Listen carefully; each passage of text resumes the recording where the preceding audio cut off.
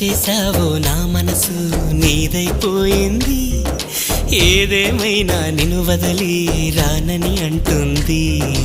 ఏం చేసావో నా ప్రాణం నీ చుట్టే ఉంది, ఏదేమైనా జీవితమే నీతని చెబుతుంది.